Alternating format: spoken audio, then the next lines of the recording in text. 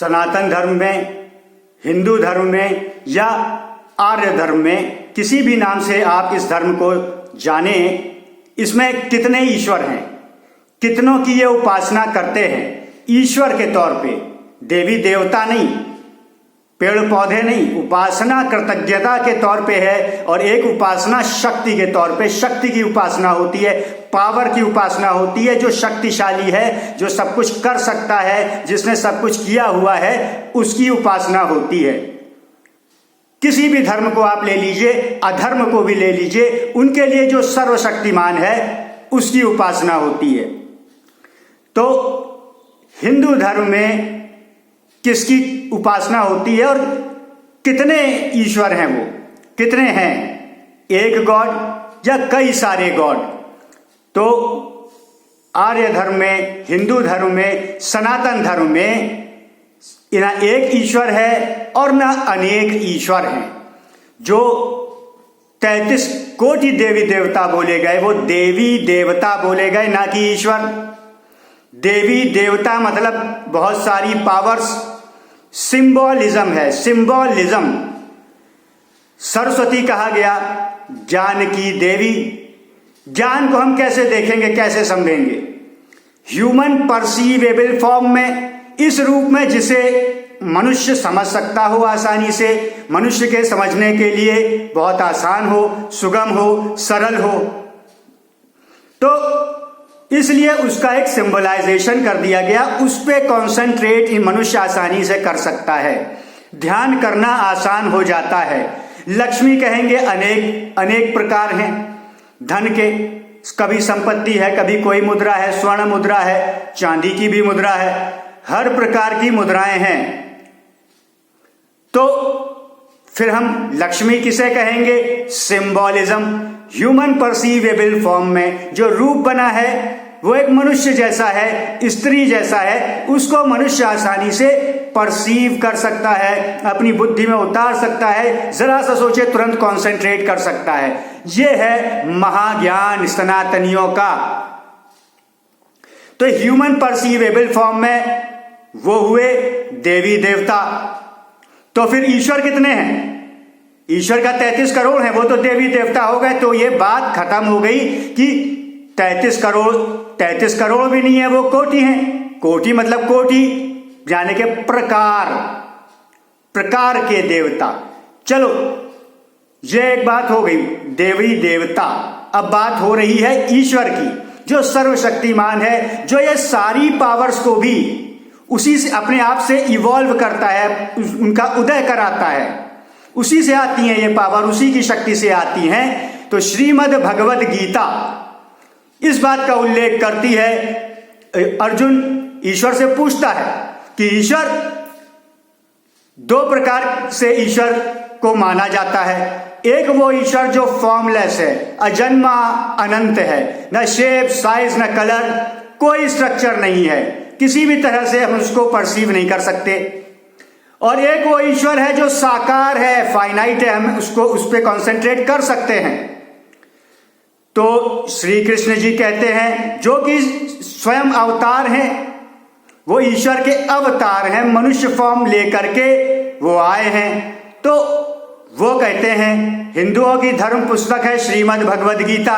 श्रीमद् भगवद गीता में वो ये कह रहे हैं कि ईश्वर वास्तव में अजन्मा है, अनंत है। यहां तक कि सारी चीजें जो भी होती हैं वो सब ईश्वर से ही उत्पन्न होती हैं, ईश्वर के अदरवाइज कुछ भी नहीं है। यानी कि ईश्वर इन्फिनिट है। तो जब इन्फिनिट है तो इन्फिनिटी के बियॉन्ड तो कोई चीज होती ही नहीं है। तो सारी चीजों में ईश्वर व्याप्त है और सारी चीजें ईश्वर में ही हैं। ऐसा नहीं है कि फाइनाइट है। अगर तो वो फाइनाइट होता तो एक या अनेक की बात होती। एक ईश्वर, 200 ईश्वर, 400 ईश्वर, 33 करोड़ ईश्वर, 33 लाख करोड़ ईश्वर, कोई भी संख्या हो सकती थी। लेकिन जब ईश्वर इन्फिनिट है, कभी वो पैदा नहीं हुआ, ना और है, ना छोर है, ना कलर है, ना शेप है, ऑर्डर भी नहीं है, कुछ भी नहीं है, और होने को सब कुछ उसी में है। अपने गुण बताए कि इस प्रकार से समझो ईश्वर किस प्रकार का है। अगर कोई क्वालिटीज हैं, जैसे धनुष विद्या है, तो धनुर्धारियों में सर्वश्रेष्ठ राम माने गए। तो बताया कि समझो कि मैं राम हूं, मतलब अदरवाइज भी सब कुछ मैं हूं, लेकिन कंसंट्रेशन के लिए मैं राम हूं। तो इसी प्रकार से अलग अलग में उन्होंने सिर्फ स्पेशल चीजों को उठाकर बताया कि जैसे ये मैं हूं, यहां तक कि अगर कोई भावना है, सारी शोक की भावना, सुख की भावना, दुख की भावना, वो भी सब मैं ही हूं या मुझसे ही उत्पन्न होती है। यहां तक कि कोई भाव ऐसा हो कि कोई चीज गुप्त रखी जाए, वो गुप्त रखने की भावना भी मैं ही हूं। इस प्रकार का बहुत ही डिटेल्ड, बहुत ही लंबा चौड़ा डिस्क्रिप्शन श्रीमद् भगवद गीता में दिया है, जो कि हिंदुओं की धार्मिक पुस्तक है, जिस पर पहले कोर्ट में हाथ रखकर कसम भी खाई जाती थी। सब अपने अपने धर्म की पुस्तकों पर हाथ रखकर कसम खाते थे। श्रीमद् भगवद गीता के लिए भी ऐसा ही था, हिंदुओं की पुस्तक थी, जो साक्षात्कार ईश्वर ने अपने मुख से ये शब्द कहे थे अवतार लेकर। उन्होंने अर्जुन को ये बताया था। तो हिंदू में फिर कितने ईश्वर हुए? क्या एक ईश्वर है या बहु ईश्वरवादी है हिंदू? हिंदू ना एक ईश्वरवादी है ना बहु ईश्वरवादी है। हिंदू का ईश्वर ना एक है ना कई है। हिंदू का ईश्वर अनंत है, इनफिनिट, जिसका ना शेप है, ना साइज है, ना कलर है, ना कोई एक चीज में आप उसको कंटेन कर ही नहीं सकते। एक चीज में तो उसमें फीलिंग्स भी नहीं है, लेकिन होने को सब कुछ है, क्योंकि सारी चीजें उसी से उत्पन्न हो रही है और वो अलग उनसे नहीं हो सकता। अगर अलग हो जाएगा वो फीलिंग्स, कहीं और चीजें और रखी हुई हैं, या सारा सोलर सिस्टम या पूरा यूनिवर्स कहीं और रखा हुआ है, यानी कि ईश्वर उसको कवर नहीं करता, यानी कि ईश्वर फाइनाइट हो गया। अगर वो सब कुछ कवर ना कर ले, सब कुछ उसके कंट्रोल में ना हो पूरी तरह, इससे बड़ी पूरे ब्रह्मांड में ईश्वर की कोई डेफिनेशन है ही नहीं। अगर है तो कोई बता दे है। इतना ज्यादा डिस्क्रिप्टिव कि उसको इतना ज्यादा इन्फिनिट, आज जन्मा बता के कि शुरुआत भी नहीं हुई कभी से और ना कभी जाकर वो खत्म होने वाला है। इतना लंबा, इतना क्लियर डिस्क्रिप्शन, हर चीज कवर करके, जो कि एक ईश्वर हो सकता है, उसके बियॉन्ड कोई जा ही नहीं सकता। यह डिस्क्रिप्शन हिंदुओं के लिए कहा गया। लेकिन हिंदू ने क्या किया? ईश्वर को, अपने आप को, अपने धर्म ग्रंथ को पढ़ा नहीं। सबसे इंपॉर्टेंट, सबसे ज्यादा धर्म ग्रंथ भी हिंदू के, लेकिन सबसे कॉम्पैक्ट धर्म ग्रंथ भी हिंदू का श्रीमद् भगवद गीता, उसको पढ़ा नहीं, और पढ़ा भी हो तो ध्यान नहीं दिया, माना नहीं, और इधर उधर की बातों में जो दूसरे धर्म के लोगों ने अपने मुख से कही, उसी को लेकर आगे बढ़ने लगा, उसी को लेकर आगे बढ़ने लगा। आगे जमाना आया और मीडिया आया, मीडिया तंत्र तेज हुआ और उलझुल पागलपन की बातें आई।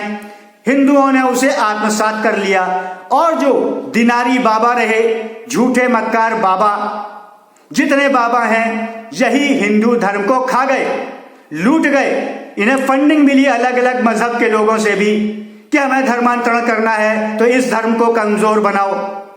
तो उन्होंने इस प्रकार के काम किए। जिन्होंने नहीं किए उन पे फर्जी मुकदमे गढ़कर जेल भी भेज दिया गया, तो क्यों ना वो डर भी जाएं। लेकिन जो बेईमान है शुरू से ही, जिन्होंने ऐसा कुछ नहीं किया, जिन्होंने ये कहा क्या लाए थे क्या ले जाओगे, जैसे स्वर्गीय राजीव दीक्षित जी बताते थे, इन बाबाओं ने ऐसे छला, क्या लाए थे क्या ले जाओगे, क्या करोगे, और अपना तो कुछ करना नहीं है, दूसरों को ज्ञान दे नहीं सकते करने के लिए क्योंकि खुद है नहीं, तो ऐसा पाठ पढ़ा दिया कि ये और इधर उधर कुछ नहीं सोचेंगे, ये हमारे भक्त बने रहेंगे, इनकी टेंशन फ्री की कुछ लाना नहीं है, ले जाना नहीं है, और जो भी इनके पास रखा हुआ है वो तो ये हमें चढ़ावा चढ़ा ही देंगे। तो इस प्रकार से बाबाओं ने छला, क्या लाए थे क्या ले जाओगे, ये इबारतें, ये स्टिकर भी कई जगह चिपके रहते हैं, ऐसे मीम्स भी बनते हैं। कई अन्य मजहब के लोगों ने, षड्यंत्रकारियों ने भी इनको वायरल करना शुरू कर दिया है। कब का कर दिया है? करते ही वो ऐसा है। धर्म में ऐसा कहीं नहीं है। स्वर्गीय राजीव दीक्षित जी ऑलरेडी इस चीज को बोल चुके हैं। धर्म में जो कुछ भी अच्छा है उसको कभी सामने रखा ही नहीं गया, वो पता ही नहीं हिंदू को। जो है ही नहीं, दूसरे ने थोपा है पूरा, उसको हिंदू धर्म बना लिया गया। हिंदू धर्म इसलिए क्योंकि सरकारी अभिलेखों में उसी को हिंदू कहते हैं। कोई इसकी डेफिनेशन पे बकवास करेगा, इसका कोई मतलब नहीं है। आप हिंदू किसे कहते हो? सरकारी अभिलेख में कहते हो ना, किसको कहते हो? वो लोग कौन है? उन्हीं की धर्म पुस्तक है श्रीमद् भगवद गीता। आपके सरकारी अभिलेखों में आपका धर्म दर्ज होता है, उसमें जो धर्म दर्ज किया जाता है उसे आर्य धर्म नहीं कहते, उसे सनातन धर्म नहीं कहते, उसे हिंदू धर्म कहते हैं। हिंदू के तौर पर दर्ज किया जाता है, ये लीगल है, सबका माना हुआ है, सर्वमान्य है, खुद लोगों ने उसको दर्ज कराया है, उसके आईडी कार्ड लेकर घूमते हैं, तो सबकी मान्यता है, कानून तो यही मानेगा। तो धर्म का नाम तो हिंदू धर्म अब है लीगली, और ये ओरिजिनल धर्म है, कन्वर्ट नहीं करता, ओरिजिन से सिर्फ पहचान लेता है कि ये तो ओरिजिनल है, ये हमारा है। तो उस तरह से ये धर्म लोगों को मिलता भी है। लोग जाके कोई कन्वर्ट नहीं कराता, ना लालच से, ना मार पीट कर, ना छल करके, अपने आप को लेकर आगे बढ़ता है। जिसने देखा, समझ में आया, उसने सीखा और उसने अपनाया। इसलिए कहते हैं कि कन्वर्ट करने का प्रावधान हिंदू धर्म में नहीं है। जाके कन्वर्ट ना करो, मन में मंशा होती ही नहीं है कन्वर्ट हो, ये होती है कि ना हो। हमें क्वांटिटी से मतलब नहीं, क्वालिटी से मतलब है।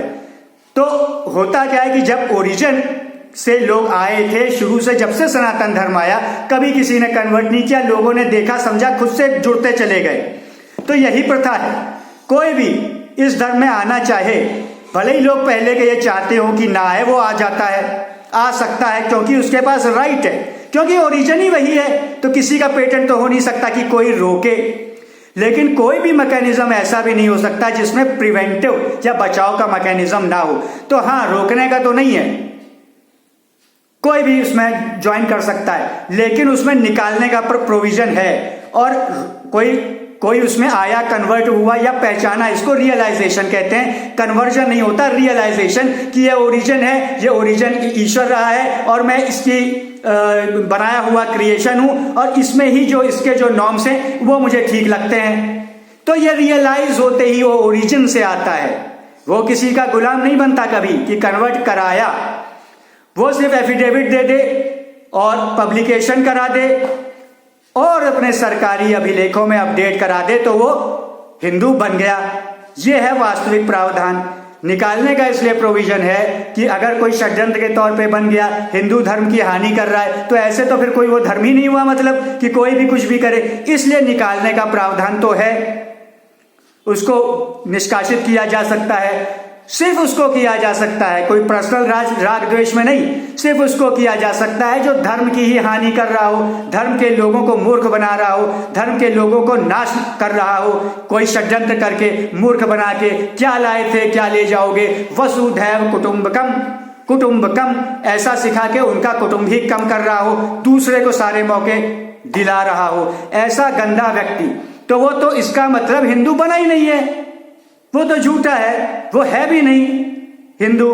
तो उसको निकालना तो जरूरी है, क्योंकि वो तो है ही नहीं, वो तो षड्यंत्र है। इसलिए निकालने का प्रोविजन है, वरना कोई मैकेनिज्म हो ही नहीं सकता जिसमें निकालने का प्रोविजन ना हो, और होना भी नहीं चाहिए। और अगर कोई रियलाइज करता है, जाने के वो कहता है मैंने रियलाइज किया, बाकी बाहरी भाषा में कन्वर्ट किया, तो उसको भी अवैध घोषित किया जा सकता है कि यह झूठा है। ग्राउंड सिर्फ एक ही होगा, क्या उसने धर्म की या धर्म के लोगों की हानि करने के लिए, षड्यंत्रकारी तरीके से के लिए और गलत इंटेंशन से ऐसा किया है। तो गलत इंटेंशन धर्म एवं धर्म के लोगों के प्रति, सिर्फ इन दो एंटिटीज के प्रति गलत इंटेंशन जाहिर होता है कन्वर्ट करने का, तो उसको अवैध घोषित किया जा सकता है कि यह धर्म का है ही नहीं, यह तो पापी है। इतना प्रावधान धर्म में जरूर है। तो यहां पे हम ईश्वर को समझे कि हिंदू धर्म में ईश्वर अजन्मा और अनंत है, शेप, साइज, कलर, ऑर्डर कुछ भी नहीं है, और लेकिन सारी चीजें उसी से उत्पन्न होती हैं, क्रिएट होती हैं, उसी की एक क्रिएशन है सारी चीजें। ये श्रीमद् भगवद गीता का कहना है। इसलिए ये वास्तव में यही हिंदू धर्म है जो दिनारी बाबा नहीं सिखाते हैं, उटपटांग की बातें सिखाते हैं, क्योंकि उन्हें खुद कुछ आता भी नहीं है और लोगों को मिसगाइड करके अपना धनोपार्जन करते हैं, धन उपजाते हैं।